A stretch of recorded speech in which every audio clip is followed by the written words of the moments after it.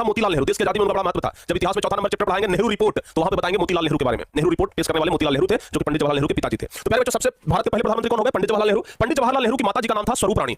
पंडित जवाहरलाल नेहरू की माताजी का नाम स्वरूप रानी, याद रखिएगा, ऑब्जेक्टिव क्वेश्चन में परीक्षा में पूछता है। और पंडित जवाहरलाल नेहरू की पत्नी का नाम था कमला नेहरू। कमला नेहरू। और पिताजी कौन थे? मोतीलाल नेहरू।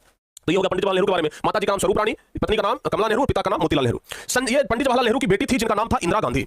पंडित जवाहरलाल नेहरू की बेटी का नाम इंदिरा गांधी, ठीक है ना। और इंदिरा गांधी थी। अब समझिएगा, पंडित जवाहरलाल नेहरू चूंकि हिंदू थे, पंडित जवाहरलाल नेहरू चूंकि क्या थे? हिंदू थे, तो उनकी बेटी भी हिंदू हो गई। लेकिन उनकी बेटी इंदिरा गांधी ने शादी किया एक मुसलमान के साथ जिसका नाम था फिरोज खान।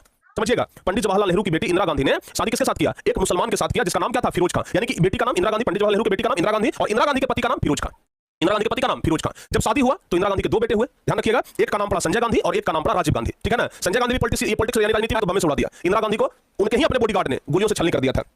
इसके बारे में कहानी आपको आगे आपको पढ़ाएंगे। तो इंदिरा गांधी के दो बेटे, संजय गांधी और राजीव गांधी। राजीव गांधी प्रधानमंत्री बने, राजीव गांधी की पत्नी सोनिया गांधी, जिनको भी आप लोग देखते होंगे कभी-कभी, और बेटा का नाम राहुल गांधी है, जो कि अभी संघर्ष कर रहे हैं, विपक्ष के नेता हैं। तो राजीव गांधी के ही बेटे हैं कौन?